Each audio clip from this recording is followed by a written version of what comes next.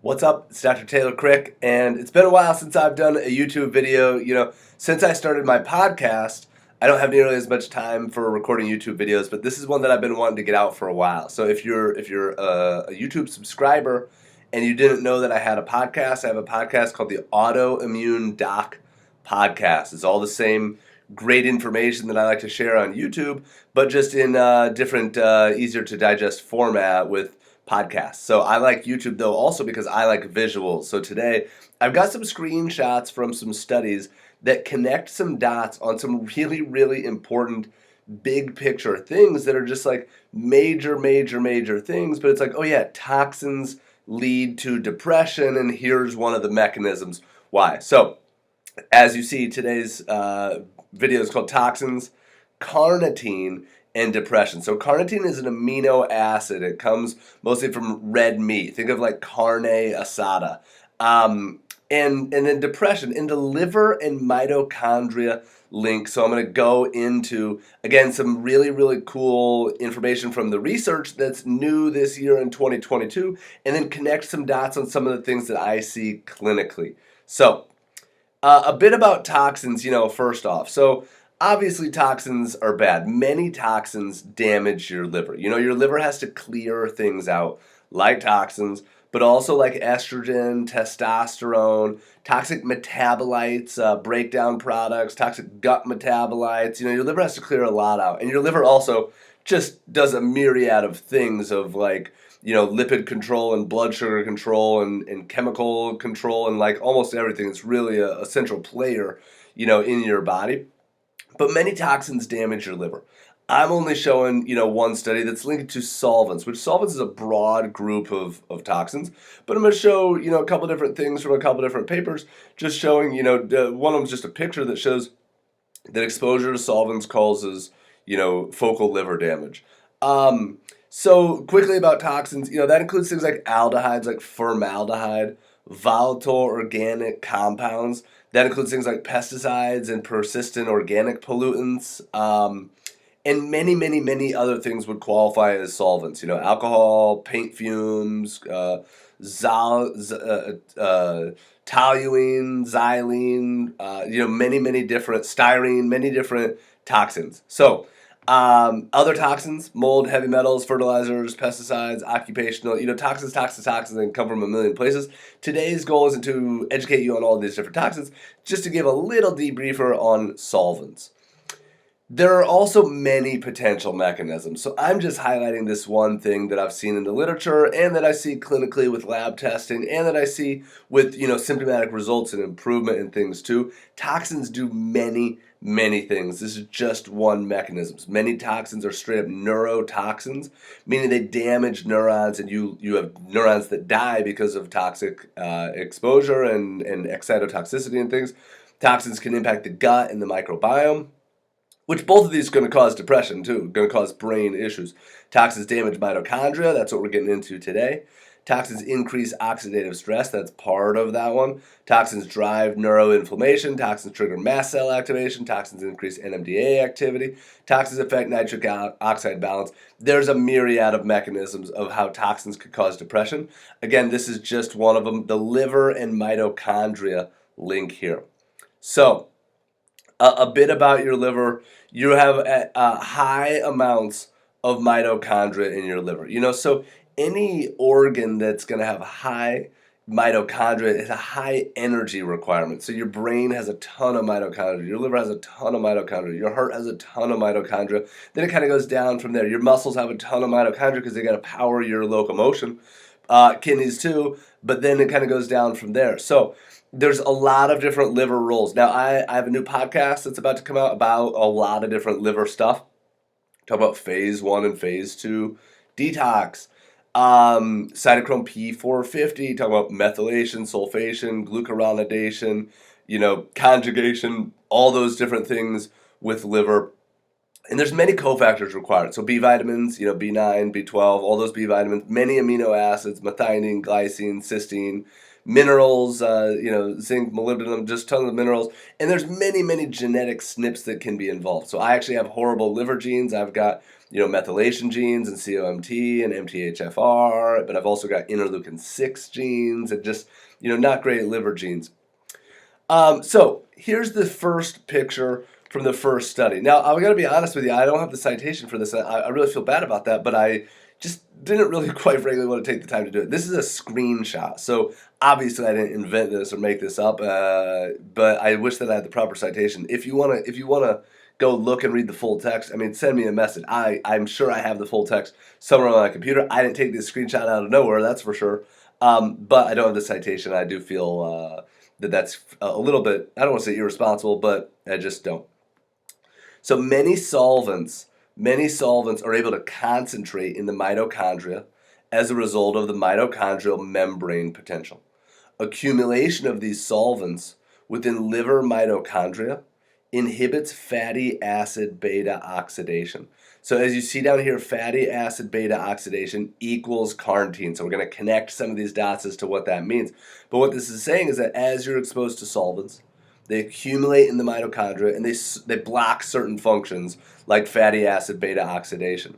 They also they inhibit fatty acid beta oxidation and inhibit electron transfer along the respiratory chain. Now, what that means is that that's going to inhibit ATP production. That's going to inhibit energy production.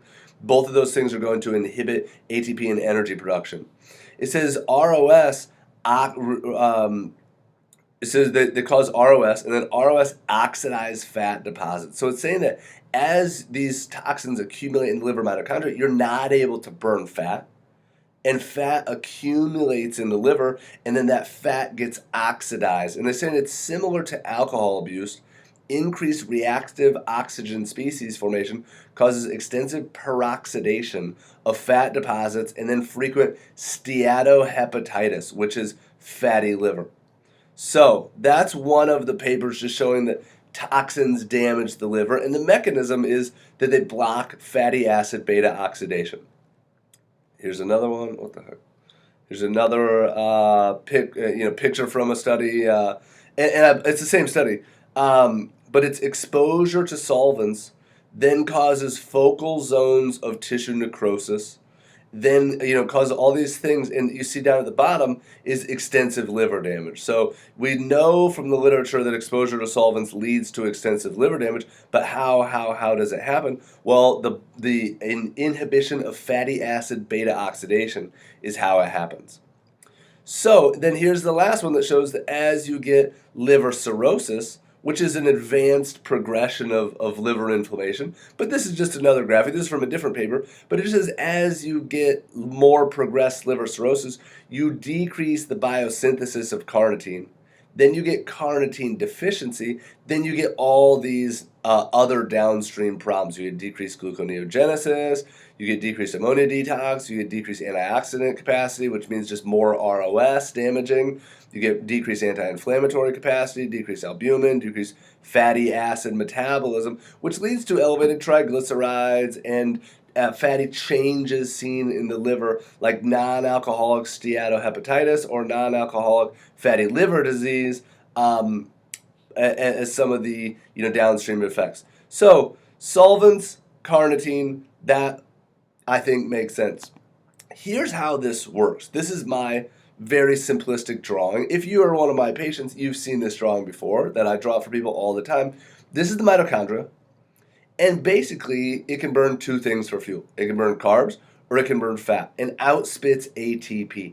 So think of this as like a hybrid car, that it can burn gas or it can burn electric, and either one can produce horsepower. But if one of those is not able to be burned, then you're just left with the other one. Let's say you're just left with gas, and that's fine, but what if you run out of gas? You can't produce energy as efficiently as you could when you were a hybrid, so you don't get as much horsepower, you don't get as much ATP, you don't get as much energy production. And that's energy to produce thoughts, to produce neurotransmitter conduction, to produce healing, energy for detoxification, energy for regeneration. It's not just energy like get up and get out of bed in the morning. It's energy for everything: healing, regeneration, immune function, all those things. So when this gets blocked, then you get up here, and then you're a carb burner, And you get symptoms maybe like hypoglycemia or blood sugar swings or depression or weight gain or a myriad of different things if your cellular metabolism is impacted in this way, right? So what? Impaired fatty acid oxidation will impact every cell of your body. So that doesn't just happen in the liver. Those studies were illustrating in the liver, but that happens in every cell of your body, especially those that have a high amount of mitochondria and high energy needs. So the liver, the muscles, the heart, but the brain. And that's where we're going with this. Obviously, the title of this is about depression, but the brain has quadrillions of mitochondria. I've always said a quadrillion, at least a quadrillion. I just read new research the other day that showed that each neuron could have up to, what was it? It was insane. It was like 2 million neurons or 2 million mitochondria per neuron. I used to say 8,000 mitochondria per neuron. You have 100 billion neurons. 8,000 mitochondria used to be the highest number that I had seen cited. Recently, again, I saw literature that said 2 million mitochondria per neuron. So that's like unfathomable numbers, how many mitochondria are in your brain. So imagine if each one of those mitochondria, or some of them, have blocked ability to metabolize fat. Well, that's going to lead to problems and blocked ability to increase ATP. Or even if that's just, let's say, still only happening in the liver, but your liver's not able to detoxify, it's not able to clear things, it's not able to produce chemicals and chemokines and all the different things that it regulates, and it's going to lead to problems. So how does this link to depression? Well, this paper came out earlier this year. And I thought I had even the citation as far as it came out in March of 2022, I believe. It's in Frontiers in Nutrition. And so it's called Carnitine and Depression. And here's the highlight. Relationships of carnitine with depression, bipolar, and other mental diseases have been reported in different studies. We know that there's a relationship between carnitine and mental function. Several studies show that the level of acylcarnitines changes significantly in patients with depression compared with healthy controls, while the supplementation of acetyl L-carnitine is beneficial to the treatment of depression. So then this whole paper is saying, hey, we know that carnitine plays a role in depression, and we know that giving acetyl L-carnitine is helpful for depression. How and why? And here's a picture from this study showing some of the mechanisms. So this is carnitine supplementation. And notice this isn't saying that it's doing it by supporting fatty acid beta oxidation. That's kind of the point of this video, so I'm connecting some dots here. But carnitine supplementation does several things. First off, this direction, it affects all of these things. Now, I'm not going to go into all of these things, but see where this arrow points? It changes the receptors. Like if one's the pitcher and one's the catcher, it changes how neurons talk to each other, and especially changes things like NMDA receptors and glutamate, which is a lot of like neuroexcitation, and that's very, very common certainly in anxiety, but also in depression too, of like, oh my gosh, like I just want to go in a hole and die because my brain feels like it's going to explode. So that happens that way. Carnitine supplementation also increases BDNF expression. BDNF is brain-derived neurotrophic factor. It's like pouring Miracle-Gro in the brain, helping make new connections, synaptogenesis, and otherwise in the brain. So it raises BDNF. Exercise also does that. Lion's mane mushroom, other things increase BDNF. Exercise being the best. Then BDNF increases neurogenesis, and that leads, you see, to antidepressant. And then carnitine supplementation also increases neurotransmitters, which also leads to antidepressant. So you see all these roads lead to antidepressant, and they're kind of talking through the possible mechanisms because, as they're saying in this study, we know that carnitine supplementation has proven to be successful in certain cases of depression. How and why could it be? So then how do you know? Because I see this, I thought this was fascinating when I saw this because I see this clinically all the time. I personally don't do amino acid testing, but many people do, so I think you can test carnitine. It's just not, in my bag of tricks. I'm sure there are other ways too. So this isn't like an all-inclusive video of like, here's all the ways to test carnitine, but this is how I see it clinically all the time. This is a urinary organic acids test. And honestly, I should have put like 4 or 5 of them in here because This is very common. Now, these reference ranges, I only know what these reference ranges are. I could tell that this might have been a kid. But I see this all the time that somebody has fatty acid oxidation defects. So especially these numbers down here, like 47, 48, 49, show fatty acid oxidation defects and show that we're not utilizing our fatty acids the way that we could or should. These up here are more ketone bodies, which can also be indication of some metabolic cellular metabolism imbalances. But especially for these fatty acid oxidation defects, we're looking down here. Here's another one. This one 3-hydroxyglutaric. We're not looking here at the neurotransmitters. We're not, whoa, this is, that's concerning. That's neuroinflammation. But I'm not at work right now. I'm in my off time. So this number, again, can show that. So what do they see? 3-hydroxyglutaric. That's the one right above. 3-hydroxyglutaric, number 31. I guess I can't point to it. We're on the computer. So it says it's a metabolite associated with blah, blah, blah, blah, blah. Some of these go very, very long. So I want to find the important stuff. This disease has been associated with clinical symptoms. It's a disease, a genetic disease, glutaric aciduria. That's not always the case. Elevated values may also be found in hepatic carnitine palmitoyl transferase 1 deficiency and also in some of these other levels. So treatments of this, and so this one, occasionally shows up. Now, if I go back up, you see this is a mitochondrial marker. This is a mitochondrial marker of amino acid metabolites, and this is a carnitine metabolite. So you see down here again, it says treatment of this disorder. And it says values also higher than normal but less than this, maybe due to not genetic diseases. And it also says, I'll go down there in a second, but it says mitochondrial dysfunction induced by these metabolites cause astrocytes to adopt a proliferative phenotype which may underlie neuronal loss. So you're losing neurons, and you might have white matter abnormalities and macrocephaly. But it says treatment of this disorder includes special diets low in lysine and supplementation with carnitine or acetyl L-carnitine. This is a urinary organic acids from Great Plains Laboratory, and this is the interpretive guide. Then here's the other one that I showed. So back up here is the numbers, 47, 48, 49, and this says all of these, 45, 46, 47, 48, 49, may be due to fatty acid oxidation disorders, carnitine deficiency, could also be due to fasting, or increased intake of MCTs and going into ketosis. Now, I see that with the first few numbers.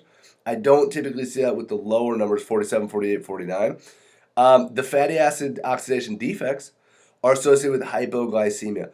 This is important. Let me go back up to my very fancy drawing here.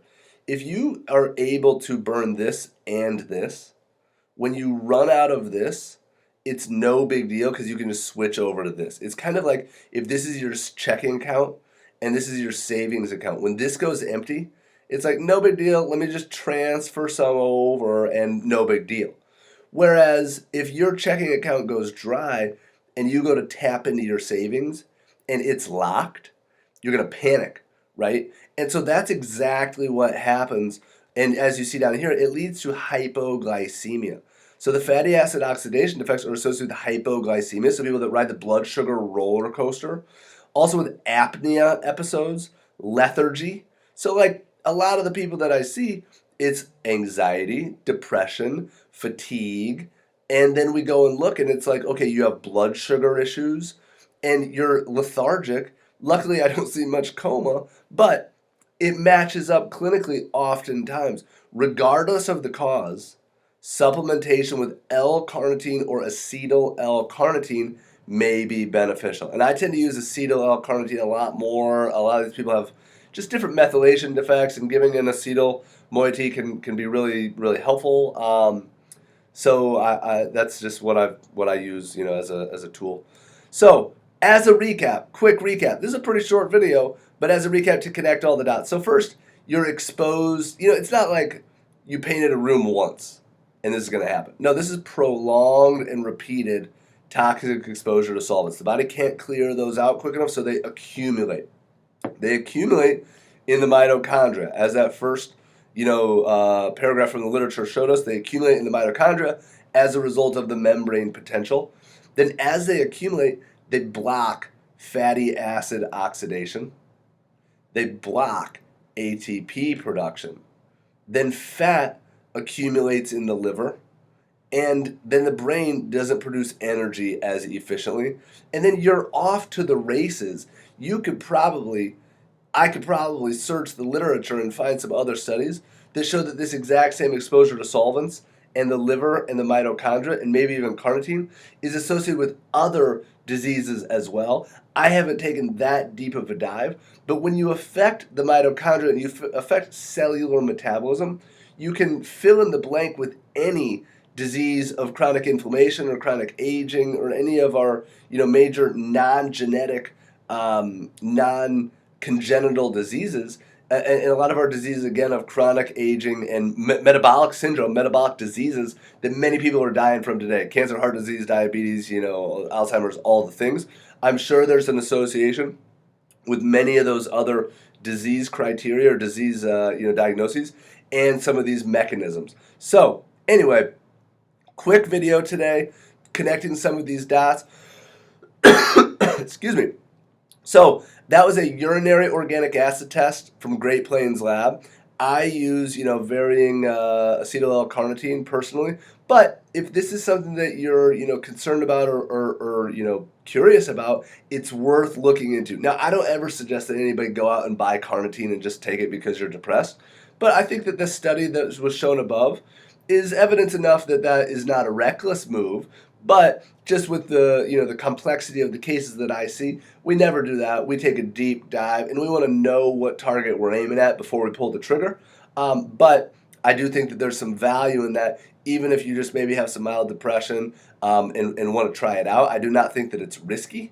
Check with your doctor, check with your practitioner. Of course, this is obviously not medical advice, especially not for depression, especially not for diagnosed depression. Certainly not.